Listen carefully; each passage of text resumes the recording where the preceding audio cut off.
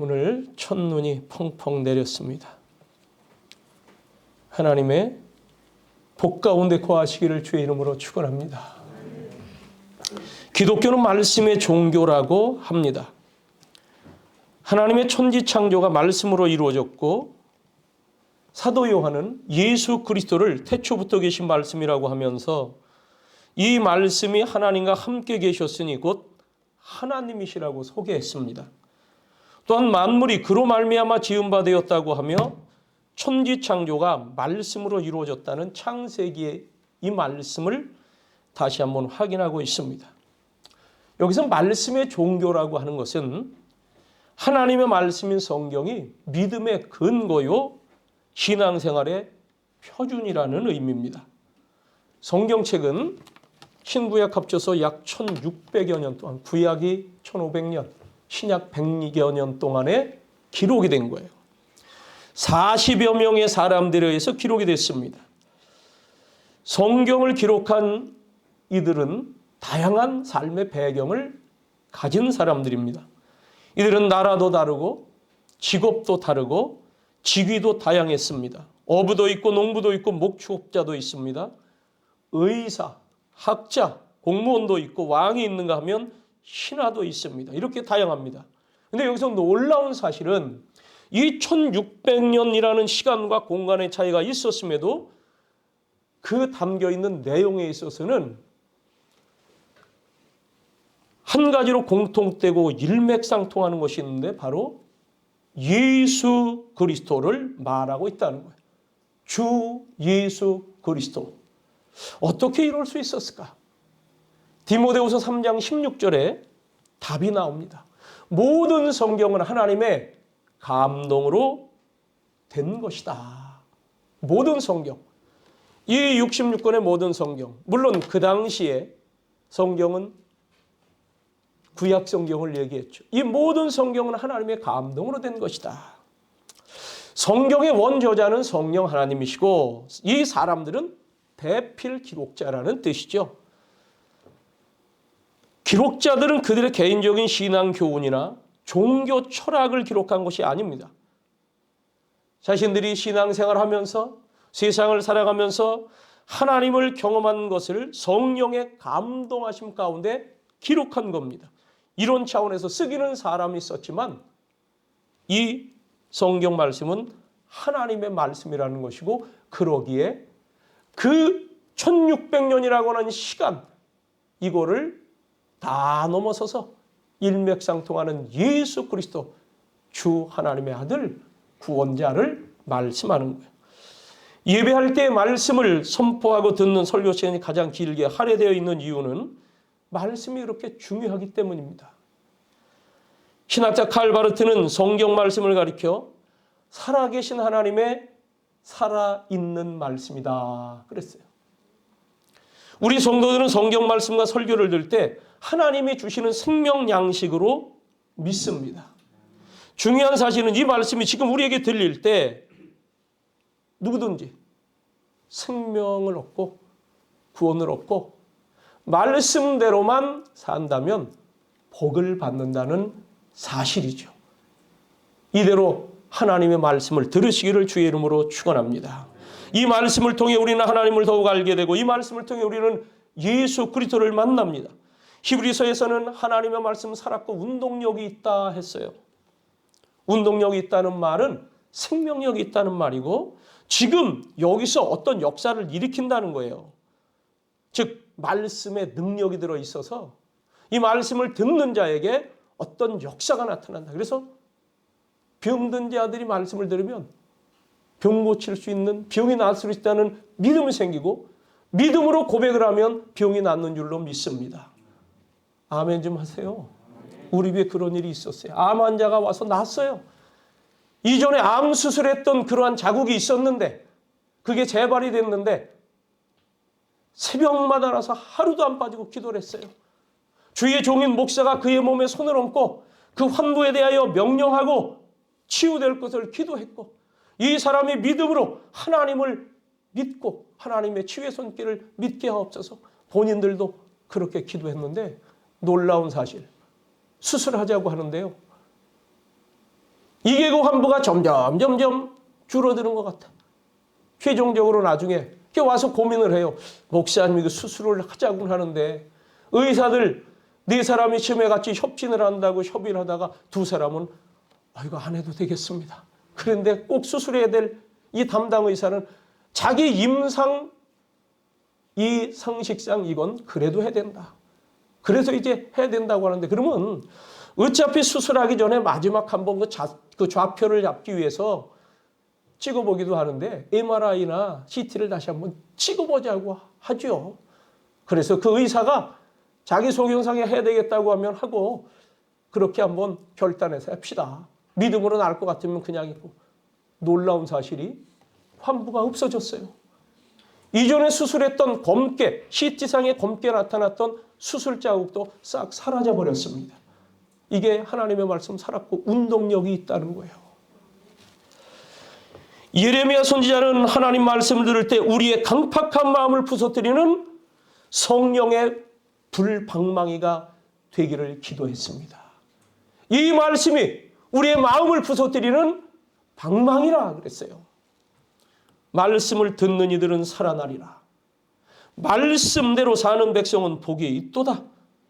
복 있는 사람은 그 하나님의 말씀 율법을 즐거워하여 그 율법을 주야로 묵상하는 자로다. 하나님의 말씀 묵상하니 그 말씀이 마음에 새겨집니다. 이들의 삶에 변화가 일어나고 놀라운 복이 많은데 그들은 마치 물가에 심겨진 나무와 같아서 잎이 청청하다. 날이 가물어도 물가에 심겨 있으니 이 나무는 계속 말씀의 생수를, 말씀을 생수처럼 그 생수를 빨아들이니 이 나무 가지가 뻗고 때가 되어 열매를 맺는데 실한 결실을 한다는 겁니다. 하나님 말씀을 주야로 묵상하고 가까이 하는 자들에게 주시는 복인 줄로 믿습니다. 여러분 기도를 할 때도요. 성경 말씀을 인용하여 해보십시오. 그 기도가 얼마나 파워풀한지 모릅니다. 예배 시간에 대표로 기도할 때 그냥 자기 생각을 담아 기도하기보다는 말씀을 가지고 해보는 거예요. 놀라운 역사가 일어납니다. 기도하는 자신은 물론 한자리에 앉아서 예배하는 모든 회중들에게도 강력한 은혜가 임함으로 아멘, 이 아멘 소리가 달라져요. 화답이 커집니다. 그만큼 기도 소리를 듣는 심령에 감동이 와닿고 확신이 생기고 그 기도가 강력하다는 뜻입니다. 따라서 하나님의 백성이니 교회 성도들은 하나님의 말씀을 양식 삼아 살아가는 것이 마땅합니다. 오늘 성서주일 이 하나님의 말씀, 성경 말씀을 읽고 듣고 배우고 암송하고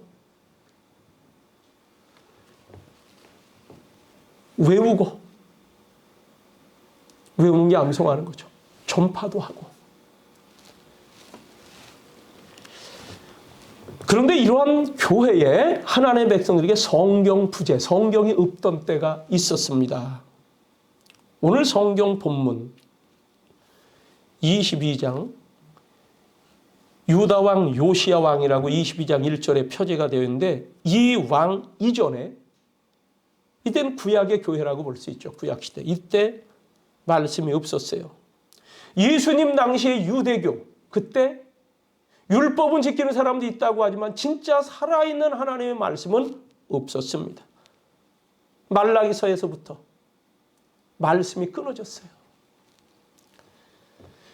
종교개혁가 마르틴 루터 이전에 또 그때까지 기독교가 그랬습니다. 그 당시의 기독교는 우리가 보통 이제 이 교회사 쪽으로 천주교로 구분을 하지요.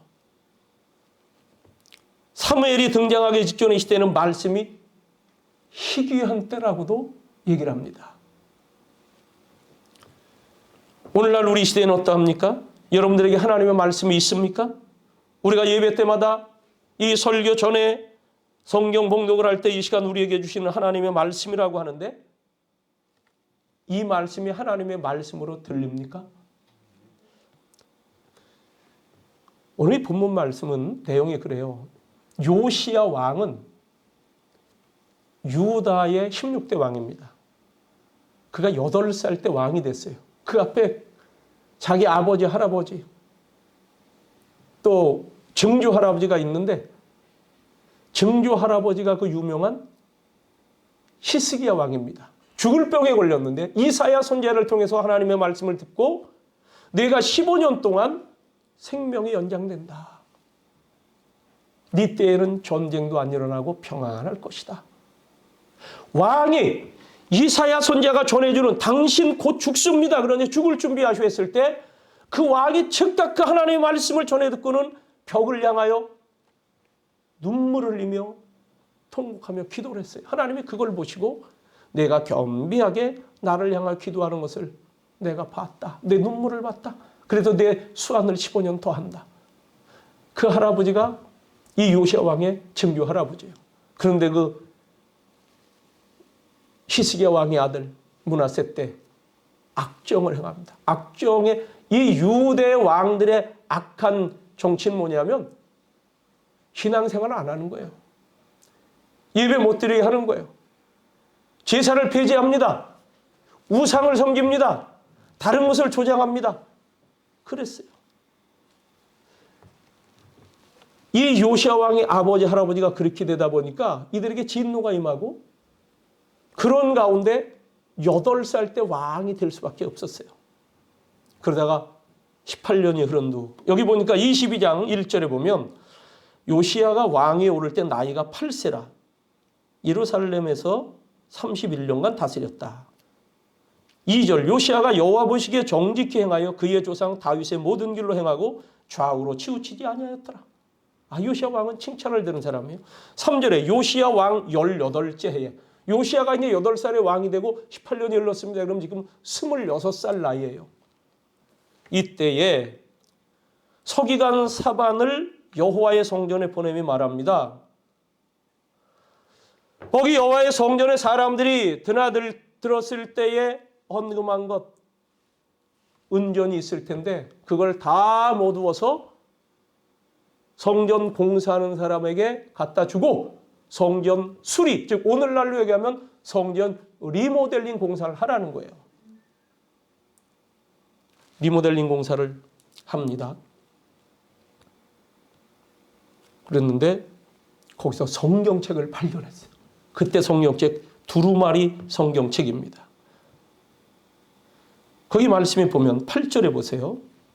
대제사장 실기야가 서기관 사반에게 이르되 내가 여호와의 성전에서 율법책을 발견하였노라 하고 실기야가 그 책을 사반에게 주니 사반이 읽으니라. 여러분 율법책 성경책 두루마리 성경책 모세오경입니다. 이게 본래 성전에 있어야 되는데 지금 요때까지 성전에 없었다는 거예요. 그런데 수리를 하다 보니까 그게 발견됐다는 거예요. 선왕 할아버지 왕 때 이 성전에 출입을 못하게 하니 이 성경책이 누가 갔다 불쏘시개를 했는지 가죽으로 되어 있는 거니까 뭘 어떻게 달리 썼는지 없어. 그런데 수리하다가 보니까 어디서 이 성경이 나왔어요. 얘기 뭐냐? 생각 있는 사람이 경건한 누가 이런 므낫세 왕 이런 왕들 치하에선 이게 신앙생활을 우리가 못하는 것뿐만이 아니라 성경책조차도 이게 잘못될 수 있겠다 해가지고 그거를 어디단가 숨겨둔 거예요. 성전 벽을 어딜 좀 비상 금고 같은 거 하나 만들어서 거기다 싹 집어넣고 나중에 하여튼 하나님의 어떤 특별한 섭리에서 이게 또 이렇게 퇴락되다가 나중에 누가 발견해서 쓰도록 아마 그런 조치를 해놓은 것 같아요. 그런데 수리하다 이게 발견됐죠. 그걸 읽어보니까 놀라운 말씀이 나와요. 하나님의 백성들이 하나님의 말씀을 듣고 순종하면 복을 받는데 이걸 지금 못하고 있었다. 그러니 이것을 왕에게 갖다 보고를 하죠. 대제사장이 사반에게 줬습니다. 왕이시나 서기관 사반이 그걸 가지고 이제 왕에게 갔습니다. 왕이시오 왕의 명령 따라 성전 공사가 잘 진행되고 있습니다. 그런데 대제사장 hil기야가 이 책을 발견했다고 왕께 보고를 드려서 가져왔습니다. 어디 무슨 책인지 읽어봐라. 쫙 성경을 읽었는데 그게 율법책이니 그 내용에 놀라운 말씀들이 들어 있습니다. 그래서 11절 왕의 율법책의 말을 듣자 곧 그의 옷을 찢으니라. 왕의 제사장 hil기야와 사반의 아들 아히감과 미가의 아들 악볼과 서기관 사반과 왕의 시종 아사야에게 명령하이르되 요시야 왕이여 그 율법책 하나님의 말씀 성경책을 읽는 것을 듣다가 자기가 옷을 찢었다. 이것은 회개의 표시입니다. 그리고 거기 대신들을 다 명해서 너희는 가서 나와 왕 나와 백성과 온 유다를 위하여 이 발견한 책의 말씀에 대하여 여호와께 물어라. 이 책에 우리를 위하여 기록된 모든 것을 행하지 아니하였으므로 여호와께서 우리에게 내리신 진노가 크도다. 하나님의 말씀이 하나님의 백성들이 이렇게 살아가라고 뜻을 주셨는데 그걸 살지 않다 보니까 진노가 이 백성들에게 내렸구나.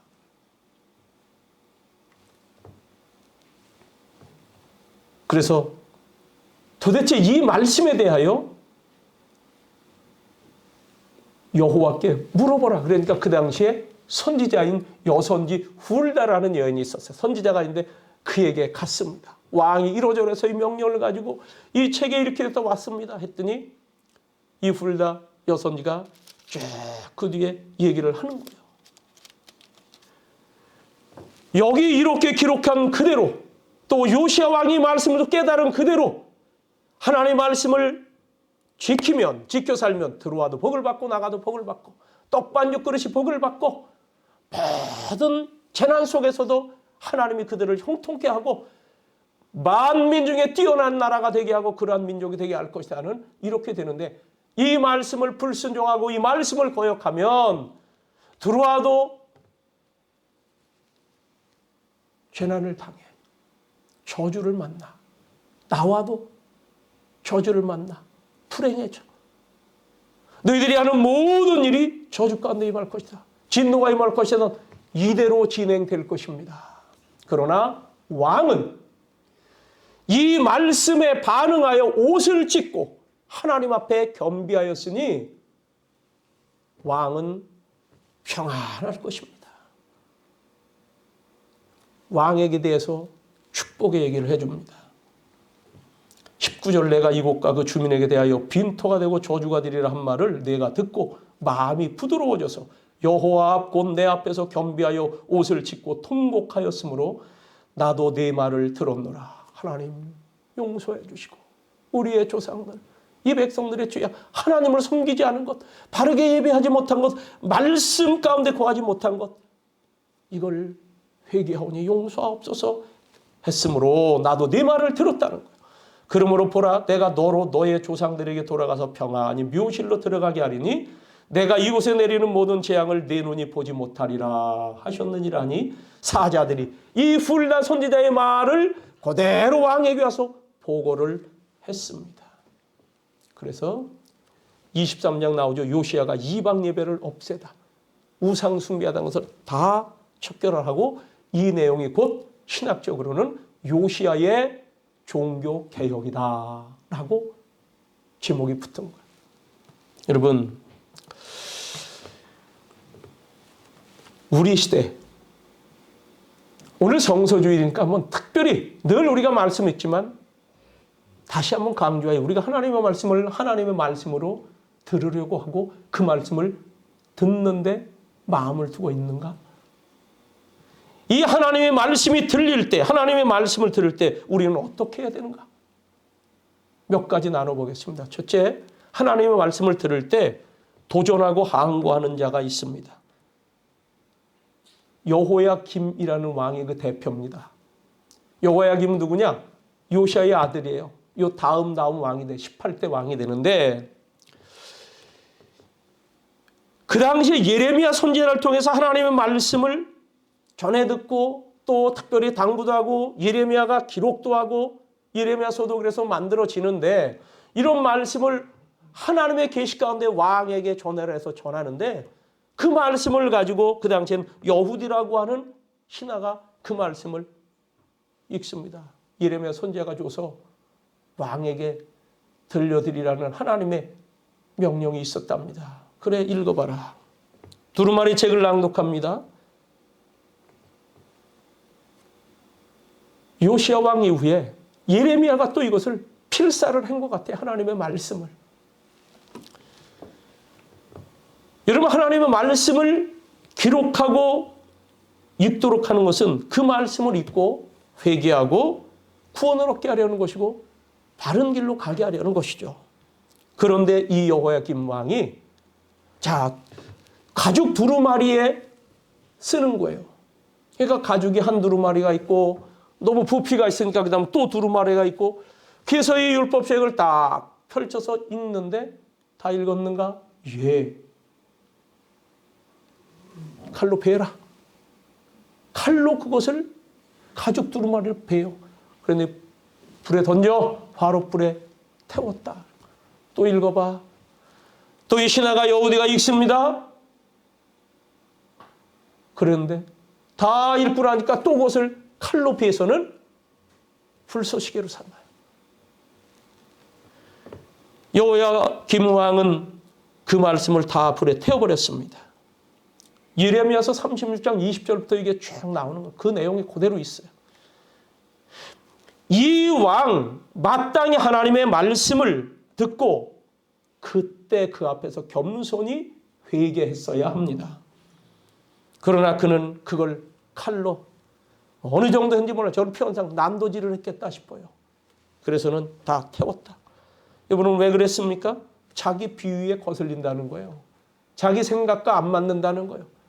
내가 왕인데 내가 누구 말을 듣냐? 왕이면 왕대로 하는 거 아니냐? 그러면서 하나님의 말씀을 거역한 겁니다. 여러분 이거 당돌한 겁니다. 무모한 짓입니다. 오늘이라고 이런 사람이 없을까요? 신학계에서 그런 일이 있었습니다. 성경을 연구하는 신학자들 가운데 이 성경을 연구해 보니까 이게 꼭 누가 지어낸 얘기 같다? 신화 같다? 단군 신화 같다? 저 어떤 민족들의 어느 시대에 어떤 신화책이 지어져 있다는데 그거 비슷하다?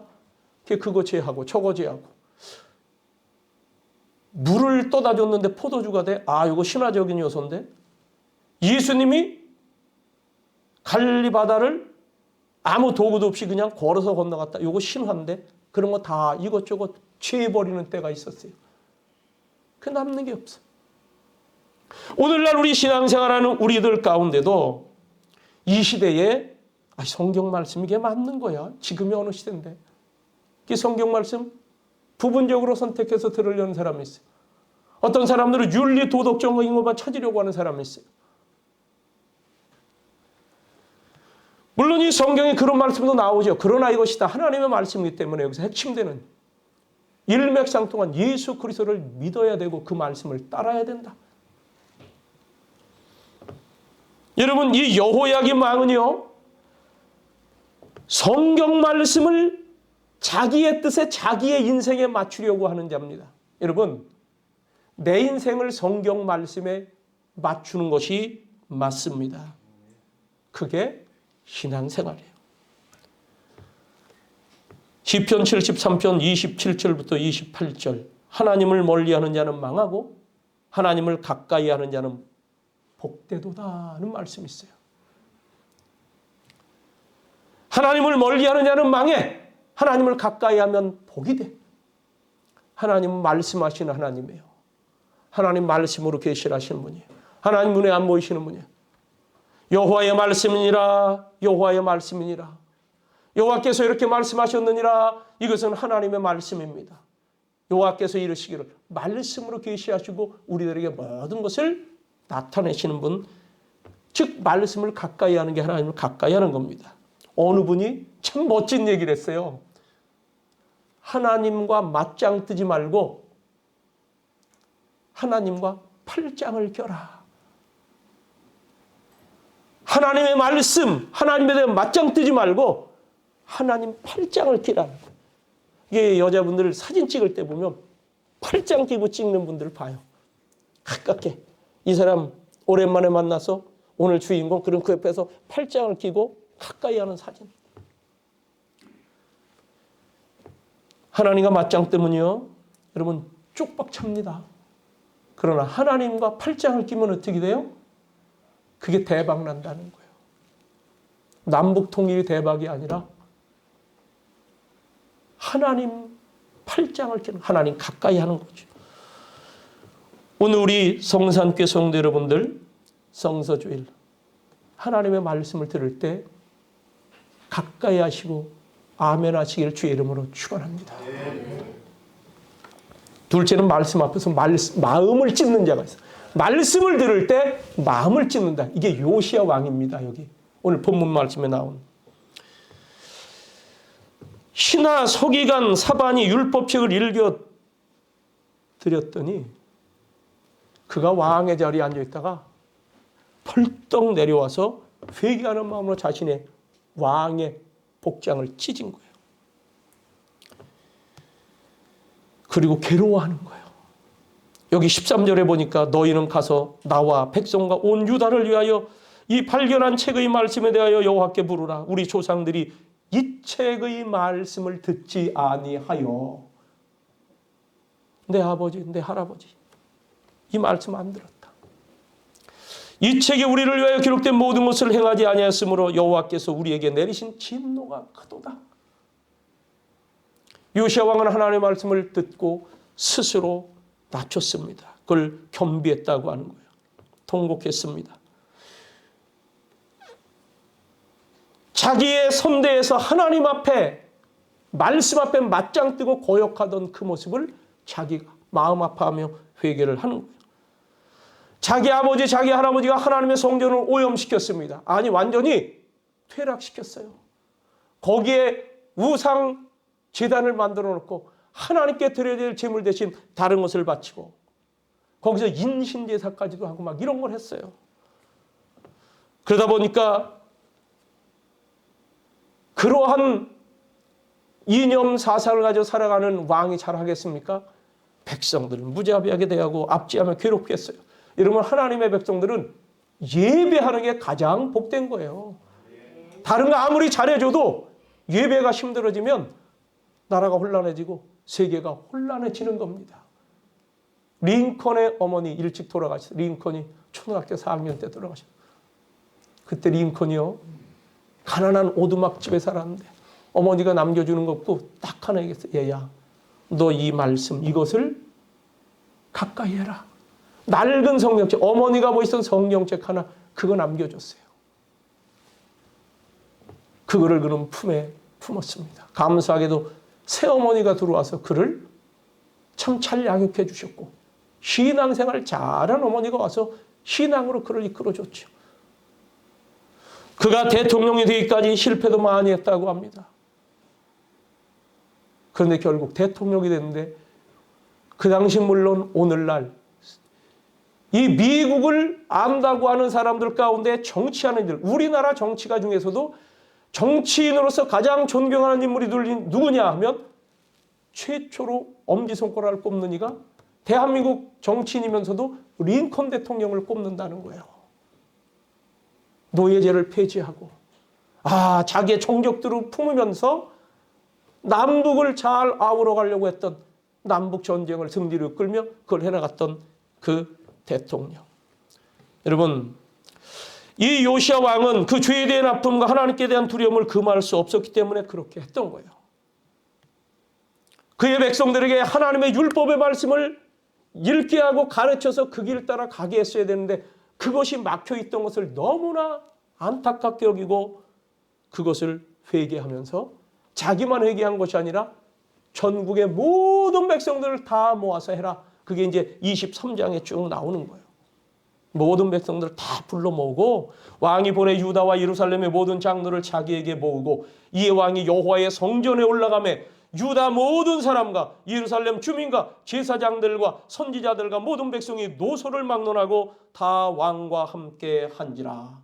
왕이 여호와의 성전 안에서 발견한 언약책의 모든 말씀을 읽어 무리의 귀에 들리고 왕이 단 위에 서서 여호와 앞에서 언약을 세우되 마음을 다하고 뜻을 다하여 여호와께 순종하고 그의 계명과 법도와 율례를 지켜 이 책에 기록된 이 언약의 말씀을 이루게 하리라 하며 백성이 다 그 언약을 따르기로 하니라.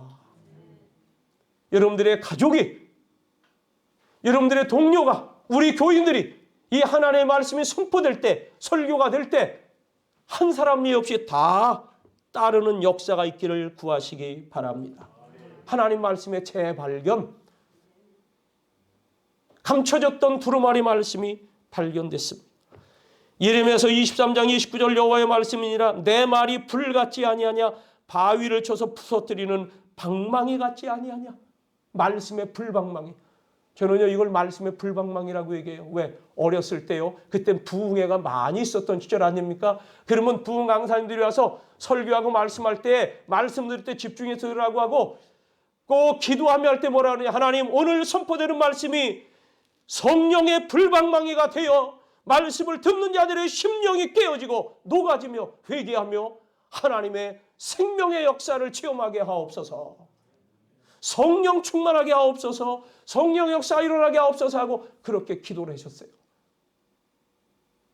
그런데 그 부흥회 때 놀라운 역사들이 일어나는 거예요. 중풍병자들이 일어나 걷고 병든 자들이 낫고 암 환자들이 고침받고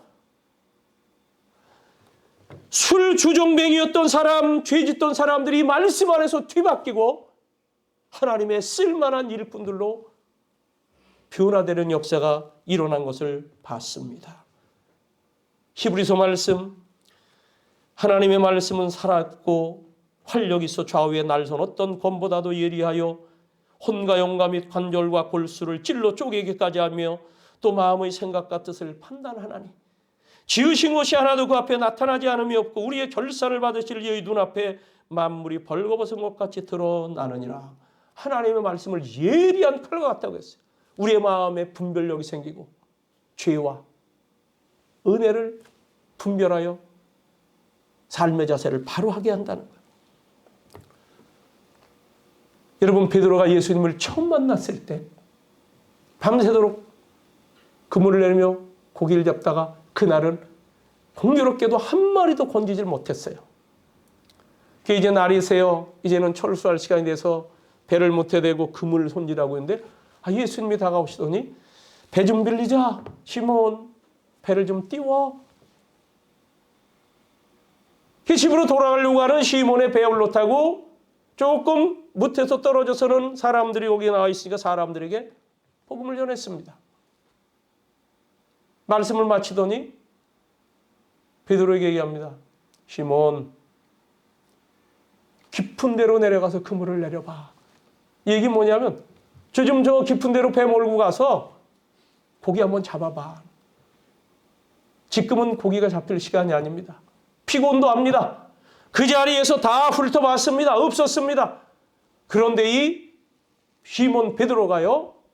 주님의 말씀을 듣는 그 순간에 말씀 앞에 굴복을 하는 거예요. 선생님, 제가 밤새도록 수고했으나 한 마리도 잡지 못했는데 말씀에 의지하여 그물을 내리겠습니다. 배를 좀 줘서 좀 깊은 데로 가더니 그물을 던져 끌어올리는데요. 얼마나 많이 잡혔는데 이 그물에 고기가 잡혔는데 그물이 찢어졌다 그랬어요. 그 정도로 잔뜩 잡혔어요. 그러더니 그가 자세가 확 달라지는데 순종의 헌감만 해도 대단한 자세인데 딱 달라지는데 주여 나는 죄인이로소이다 나를 떠나소서 그렇게 고백을 하는 거예요. 좀 전에 선생님 그것도 정중하게 하는데 선생님 했더니 하나님의 말씀을 딱 들은 이후 순종해 보니까 그 결과를 보더니 이분이 주님이시구나. 그 고백이 나오는 성령의 감동 가운데 자기가 죄인임을 깨닫고 나를 떠나달라는 거예요. 감당하지 못하겠다는 얘기죠.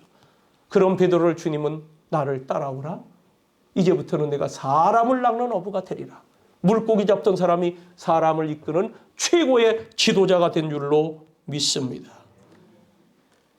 하나님의 말씀을 들을 때 거부하지 말고 저항하지 말고 마음을 찢고 순종하시길 주의 이름으로 축원합니다. 그래서 하나님의 말씀을 가까이 하고 순종하는 것이 오늘 우리의 결론입니다. 가까이 하는 것은 축복이고 순종하면 복이 됩니다. 요시야 왕이 그런 거예요. 앞에 쭉 말씀을 드렸습니다. 그러고 났더니 요시야야 너희 아버지가 난리를 만나서 일찍 떠났다. 근데 너는 어쨌든 평안 중에 네 묘시력이 있을 거다.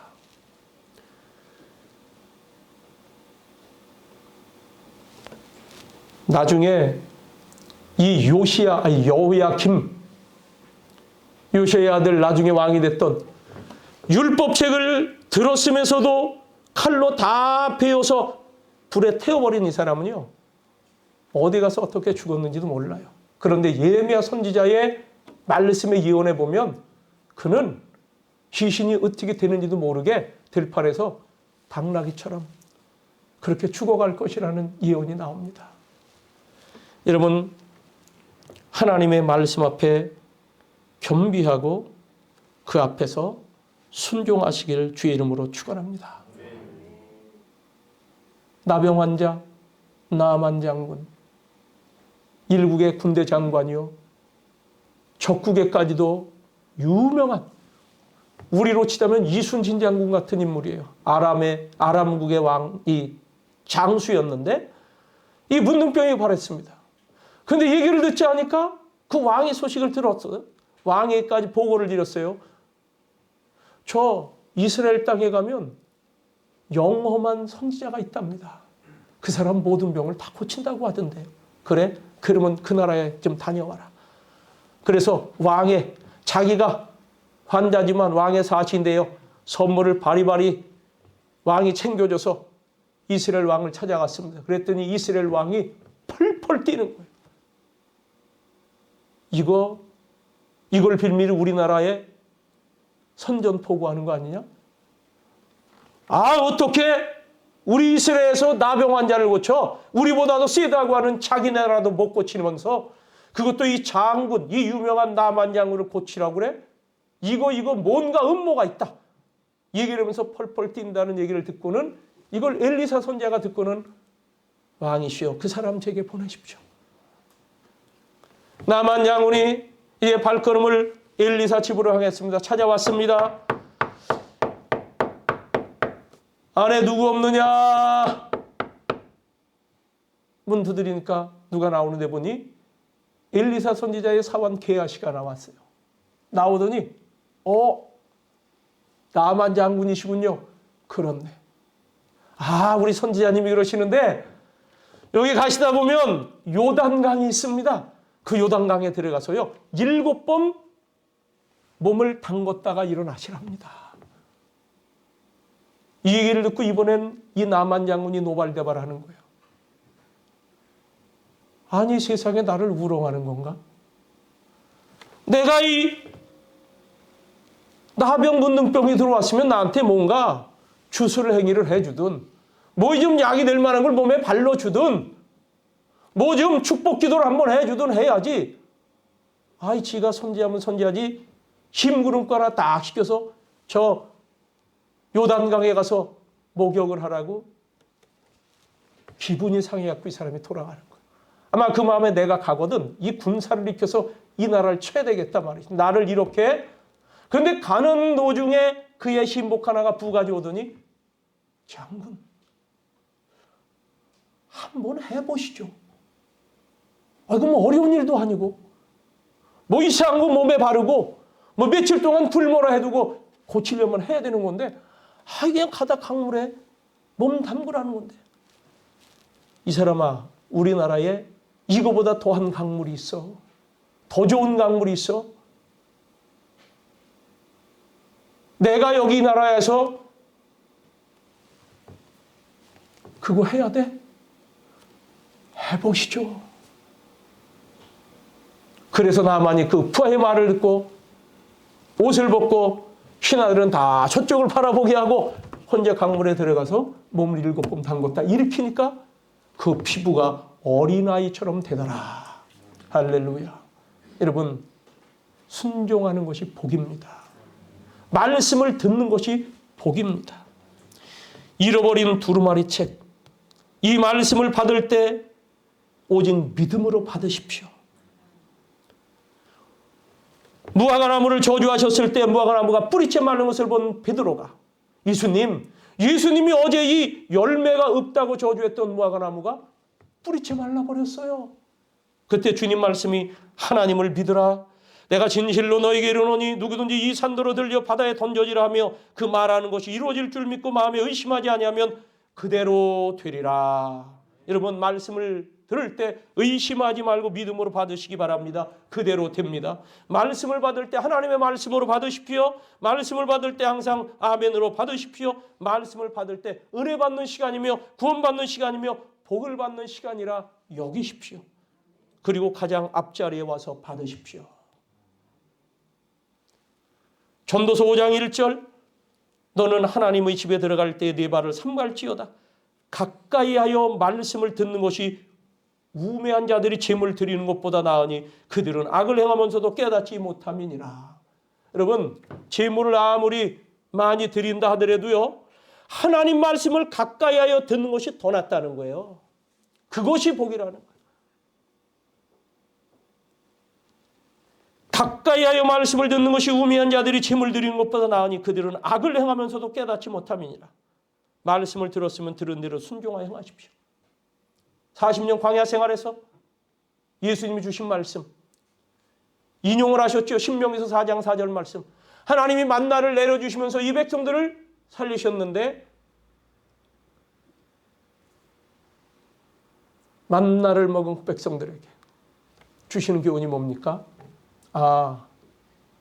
늘 그 만나를 먹었어도 사람들이 다 광야에서 죽을 때가 되니까 죽었다. 먹고 나니까 그 다음날 되니까 또 배가 고프더라. 그러니 매일같이 양식을 먹어라. 근데 매일같이 양식을 거두는 사람이 하면 이틀치를 거두는 사람도 있는데 그건 다 썩는다. 하루치만 거둬라. 안식일에는 이틀치를 거둬라.